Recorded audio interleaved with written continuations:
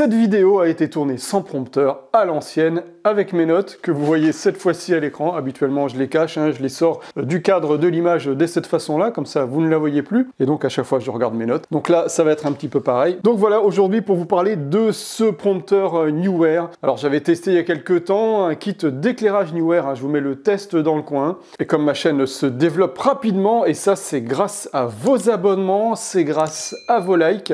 Donc, je vous remercie beaucoup pour ça. Et bien, pour faciliter et accélérer la production de mes vidéos, j'ai voulu tester un prompteur. Et c'est donc tout naturellement que j'ai contacté Neewer pour leur demander s'ils pouvaient m'envoyer ce prompteur Neewer X17 en échange de cette vidéo. Et donc, je vais pouvoir vous dire en conclusion de cette vidéo si avoir un prompteur, c'est vraiment utile.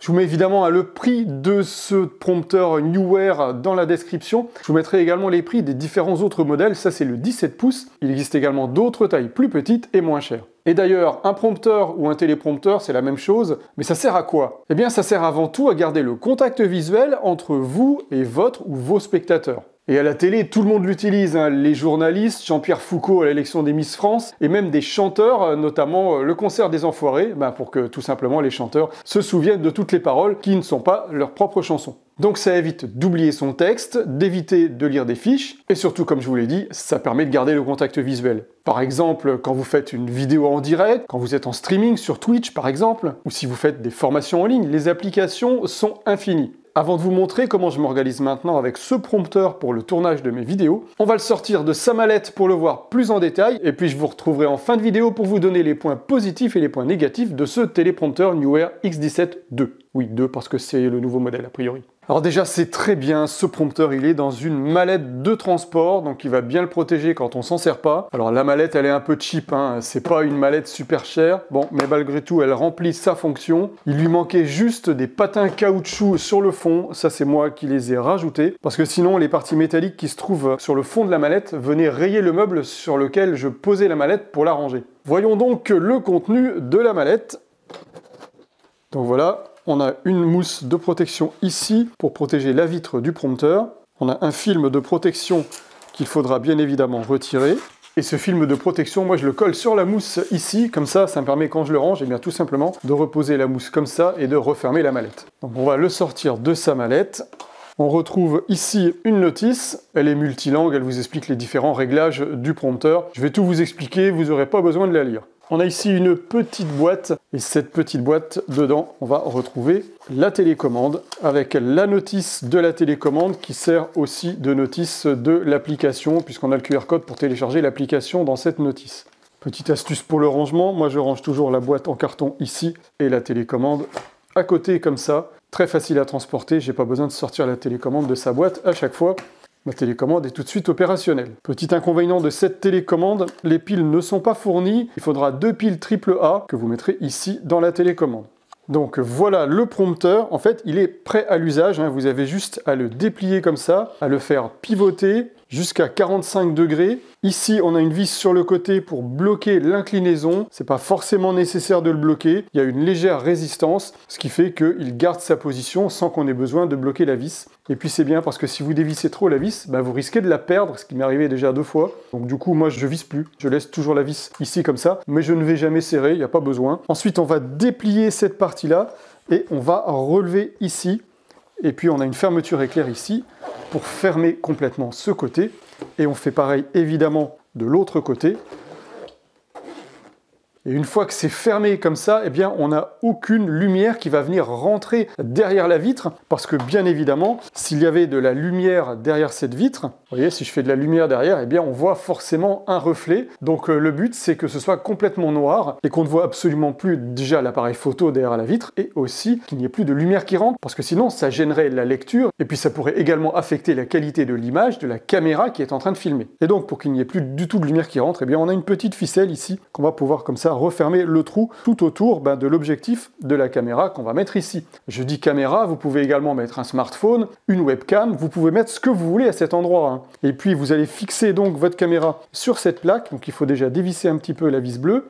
Vous appuyez ici pour déverrouiller et on récupère donc la plaque de fixation Neewer avec 2 vis. On a une vis 1/4, une vis 1/8. Donc vous utilisez la vis que vous voulez et puis on peut enlever le petit caoutchouc ici pour sortir la vis qu'on ne veut pas utiliser. Moi, j'utilise pas celle-ci, donc je l'enlève.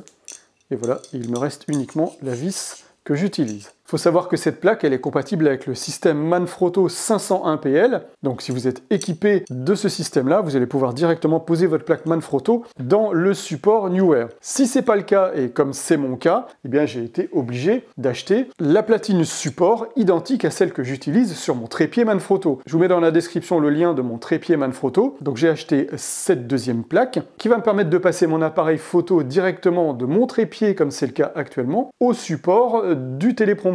Donc pour ça, je vais visser ma plaque Manfrotto sur la plaque Neewer. Donc ça va se visser de cette façon-là. Et là, je suis obligé de la mettre au plus profond ici parce que cette plaque Manfrotto, elle est mal faite. Hein. Il y a un rebord ici qui vient dépasser. Donc c'est vraiment embêtant. C'est pas la faute de Neewer, c'est la faute de Manfrotto, hein, qui a fait vraiment une platine pas vraiment géniale. Donc voilà, j'ai fixé ma platine directement là, ce qui va me permettre d'arriver directement avec mon appareil photo ici sur cette platine et de pouvoir le verrouiller comme ça. Et ensuite, je viendrai verrouiller l'ensemble sur le support Neewer ici. Et ensuite, je finis le blocage avec cette vis ici. Et je peux également régler la position de cette platine. Et puis, je peux aussi régler ici, avec cette vis bleue, la profondeur ici, pour aller rapprocher au maximum mon appareil photo de la vitre, parce que plus je vais le rapprocher de la vitre, et moins je vais voir les coins ici en haut de mon téléprompteur, parce que si je suis trop loin, je vais voir le cadre du téléprompteur, donc l'idéal c'est de se rapprocher au maximum de la vitre.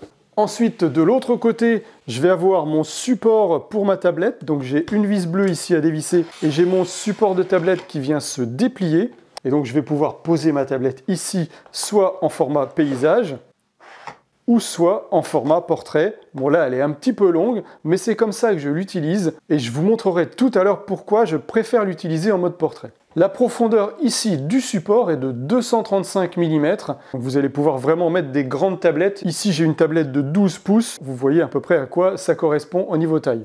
Et bien que cette tablette ne soit pas très grande, je suis à 3 mètres de mon appareil photo et j'arrive à lire franchement correctement. Et Neewer annonce qu'on peut utiliser ce téléprompteur 17 pouces jusqu'à une distance de 4 mètres. Donc je pense qu'on pourrait aller plus loin vu qu'on peut régler la taille des caractères.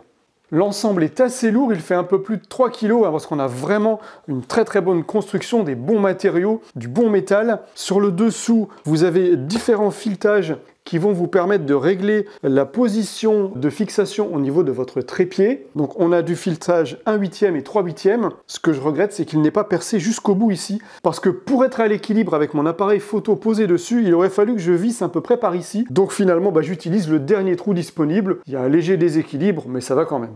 Et donc voilà la plaque de mon trépied Manfrotto que j'ai fixée ici, qui me permet de me clipser directement sur mon trépied Manfrotto sans aucune autre manipulation. Et vous allez pouvoir utiliser une caméra ou un appareil photo jusqu'à 20 kg sur ce support, donc il y a vraiment de quoi faire.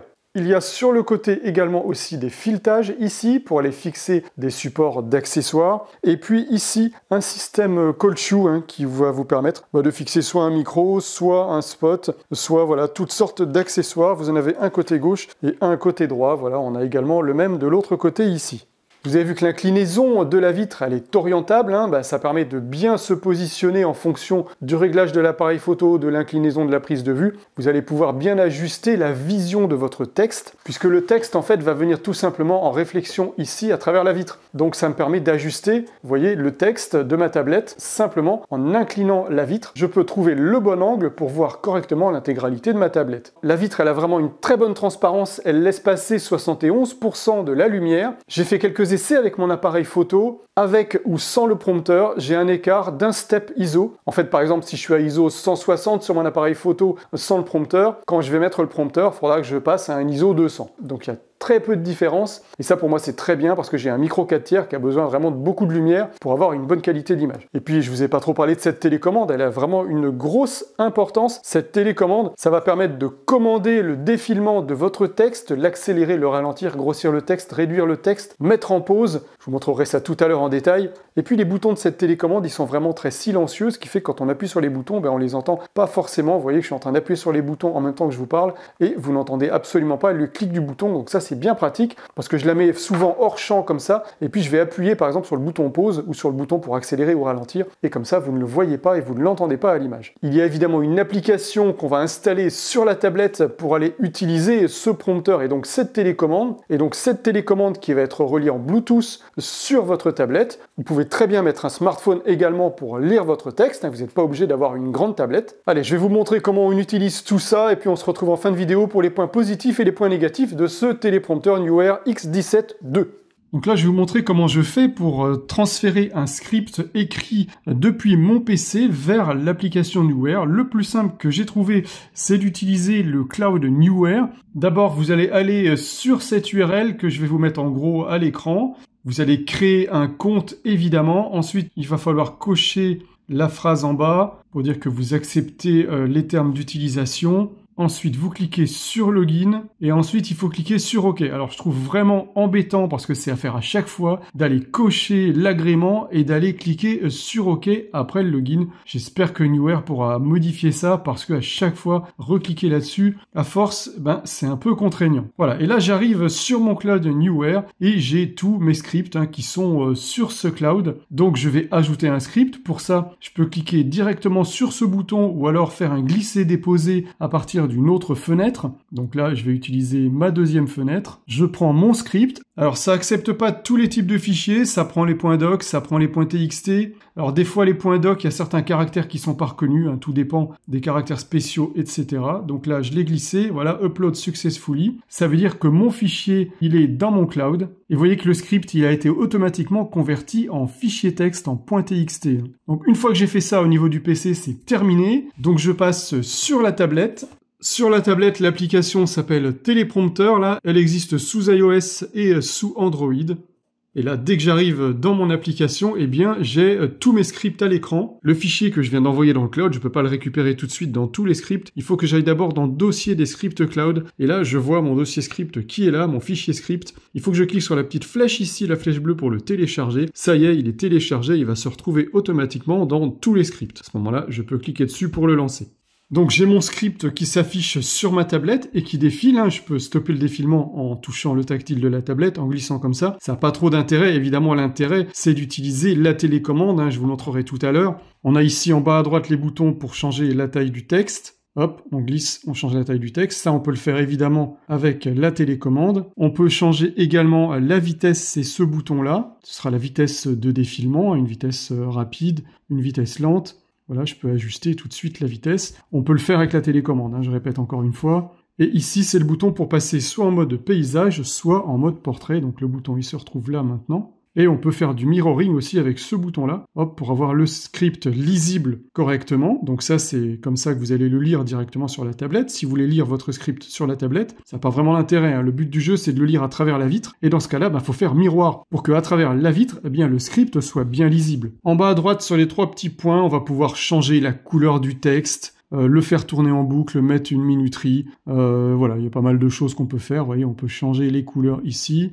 On peut changer l'alignement à gauche, à droite, centré. Voilà, bon, moi je prends toujours centré, écriture blanc sur noir, c'est ce qu'il y a de mieux. Et la bande rouge au centre vous sert à voir le milieu de l'écran. C'est normalement là que doivent se situer vos yeux si vous réglez votre appareil photo avec l'objectif au centre ici pour que vos yeux soient bien en direction de l'objectif. En bas à droite, vous avez un bouton pour créer des dossiers ici. En fait, ça crée des sous-dossiers sur la partie à gauche de l'écran. Vous voyez que j'avais créé un dossier script. Finalement, je m'en sers pas. Je mets dans tous les scripts à chaque fois. En bas à droite, c'est pour ajouter un script. Vous pouvez le rédiger manuellement ici. Vous allez taper directement votre texte ou tout simplement le dicter. Bonjour, voici le titre du script. Et ici le texte, voilà ce que je peux raconter sur ce script qui ne veut absolument rien dire. Et ce qui est vraiment bien avec la saisie vocale Google, c'est qu'elle écrit vraiment bien, la plupart du temps sans faute d'orthographe. Et ça, je trouve ça vraiment super par rapport à la reconnaissance vocale intégrée dans les PC Windows. C'est vraiment génial. Moi, j'utilise ça pour créer mes scripts. ça m'évite de taper, ça va beaucoup plus vite et ça permet de parler de façon beaucoup plus naturelle que si j'avais écrit directement le script en tapant au clavier. Le bouton télécharger du texte depuis le téléphone, bah ça va aller parcourir les fichiers de la tablette. Bon là j'ai rien sur cette tablette. Téléchargement via Wi-Fi, ça c'est pour vous connecter soit sur un ordinateur directement. Il suffit simplement de saisir cette adresse-là sur la page web d'un ordinateur et puis vous pourrez directement envoyer votre fichier. Et puis on peut, comme je l'ai fait, faire par le cloud. Donc là, voilà, il faut se connecter. On vous explique comment il faut faire. C'est ce que je vous ai montré juste avant. Et là, je vais vous montrer comme il est vraiment super rapide d'installer ce kit de prompteur Neewer. Voilà, je le sors de sa mallette. Je sors la télécommande. Ensuite, je récupère le support pour l'appareil photo. Je referme la mallette. Vous voyez que je prends mon temps et même en prenant mon temps, c'est vraiment ultra rapide. Je déplie l'écran jusqu'à 45 degrés.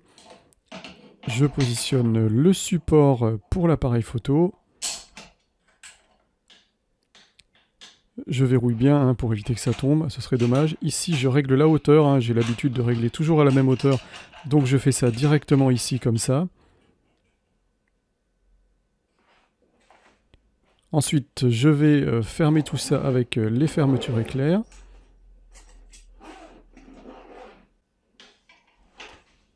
Et je prends l'ensemble que je viens clipper directement sur mon trépied puisque j'ai déjà mis la plaque de fixation sur le téléprompteur. Ensuite, je viens poser l'appareil photo sur son support. Je fais passer l'objectif de l'appareil photo dans le trou pour bien mettre ça à l'abri de la lumière.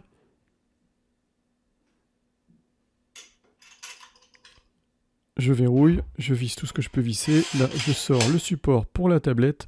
Je pose ma tablette et voilà, c'est opérationnel. En moins d'une minute 30, j'ai tout installé. Il ne me faudra pas plus de temps pour le démonter. Voilà, vous pouvez maintenant voir l'envers du décor. Mes deux spots Neewer qui m'éclairent devant. Mon appareil photo Panasonic G9 qui me filme. Donc à travers ce prompteur, j'ai mis la tablette et vous voyez qu'on voit le texte du coup dans l'écran. Je l'ai mis en position portrait parce que ça m'évite d'avoir les yeux qui vont aller de gauche à droite. Quand je vais lire le texte, c'est beaucoup plus centré. La barre rouge au milieu me permet de bien centrer l'objectif de la caméra. Et donc j'essaie de garder mes yeux systématiquement au centre et de caler le défilement du texte par rapport au centre de l'écran qui se trouve devant moi, de manière à ce que mes yeux ne soient pas trop haut ou trop bas par rapport à l'objectif de la caméra. Et donc avec la télécommande, je peux déclencher le défilement du texte, je peux le mettre en pause. Quand il est en pause, je peux remonter dans le texte à l'aide des flèches haut et bas sur la télécommande. Donc là, je suis remonté au début, je redescends. Et puis je peux également changer la taille des caractères. Voilà, je peux les grossir au maximum. Voilà, là je suis au maximum. Et puis on peut également les réduire. Voilà, donc ça devient difficilement lisible. Là, je suis à 2,50 m, 3 mètres. Donc voilà, j'essaie de trouver la taille de texte qui me convient. Je peux augmenter la vitesse avec la télécommande, et puis je peux la réduire en temps réel. La télécommande, j'essaie en général de la cacher quelque part derrière un objet que je suis en train de tester. J'ai fait une vidéo d'un aspirateur balai laveur, je l'ai caché comme ça discrètement derrière la base. D'ailleurs, vous allez me dire si vous la voyez.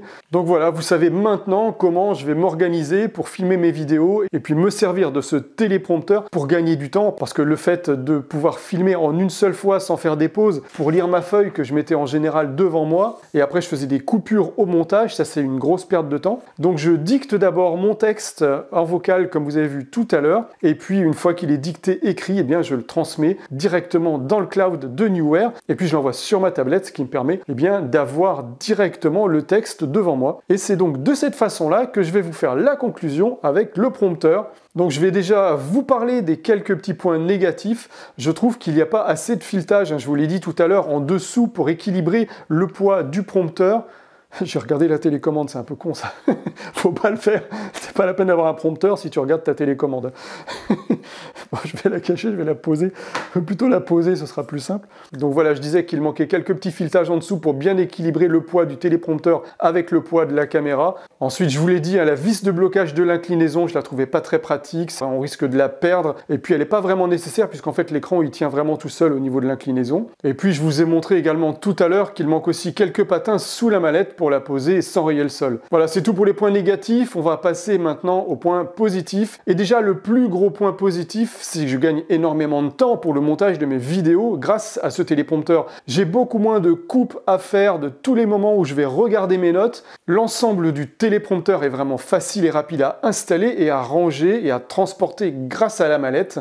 La vitre, elle est vraiment de très bonne qualité, il y a une très bonne transmission de la lumière, donc c'est vraiment idéal pour mon Panasonic G9 qui est un micro 4 tiers, donc qui a besoin d'une bonne luminosité pour avoir une bonne qualité d'image. Il y a une excellente qualité de fabrication du téléprompteur, des matériaux très robustes, du métal vraiment solide. Il y a de nombreuses fixations possibles pour mettre des spots, des micros sur la cold shoe, sur les visseries latérales. Il y a de nombreux réglages, que ce soit pour la hauteur, l'avancement, le recul de la caméra, le support de la tablette, et puis cette application smartphone qui est à la fois simple et complète. Et puis surtout, cette télécommande super pratique pour tout gérer à distance pendant qu'on filme. Alors et vous, à quoi pourrait vous servir un téléprompteur? Dites-moi ça dans les commentaires. Et puis allez voir mes dernières vidéos tests que j'ai filmées avec ce prompteur Neewer et dites-moi si vous voyez une différence.